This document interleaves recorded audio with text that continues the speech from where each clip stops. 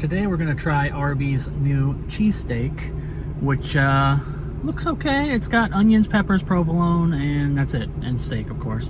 Nothing exactly new here. I guess they call it the fire roasted cheesesteak, but that's probably just because their peppers have a little bit of char marks on them. So I'm not sure if they're grilling them in the store or they just come that way and it's kind of like a, you know, a fakeness. But we'll see how good it is. Now the issue really with this cheesesteak and with a lot of Arby's items is the price. Arby's used to be the bastion of value.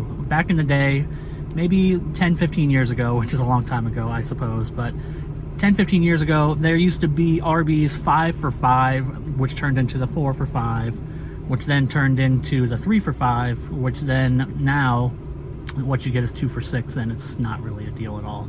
But back in the day, you used to be able to go there and get 5 roast beef sandwiches for $5, and it was great. And Arby's was kind of known for that, at least in my mind, was known for being a value.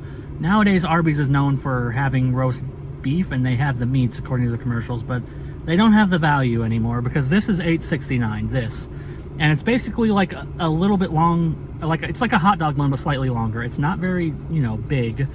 It's not very wide, and it's about, I don't know, 6 or 7 inches long. So basically, you're talking about a half a foot long cheesesteak here for $8.69.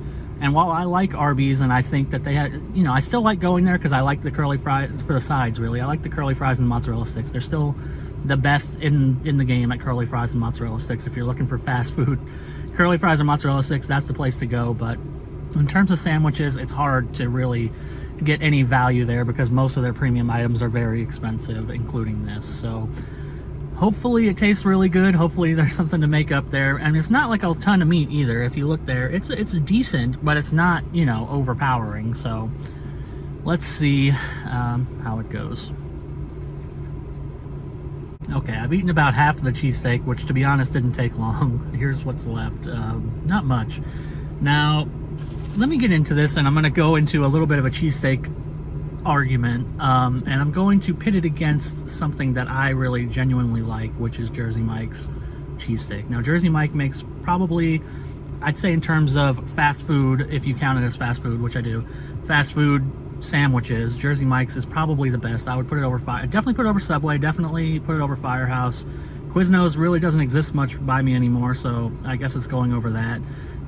I can't really think of another major fast food place. You got places like Jason's Deli and things like that, but they're kind of different.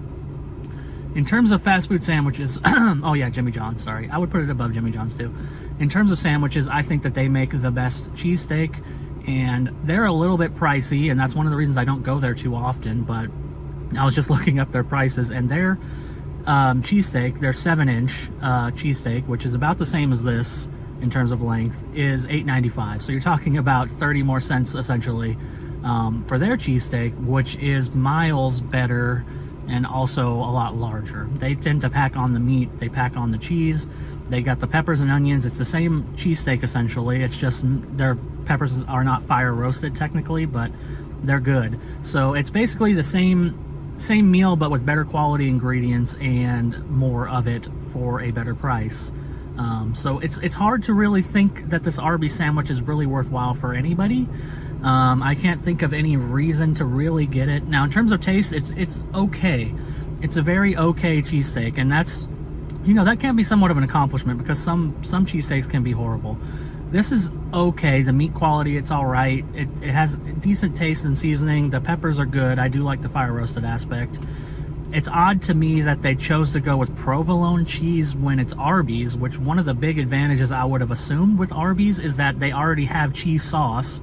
So if you're making a cheesesteak at Arby's, why would you put provolone when you have cheese sauce? Then you can have it like a more authentic cheesesteak with the cheese sauce. I just don't understand why they went that way. Provolone is like the substitute.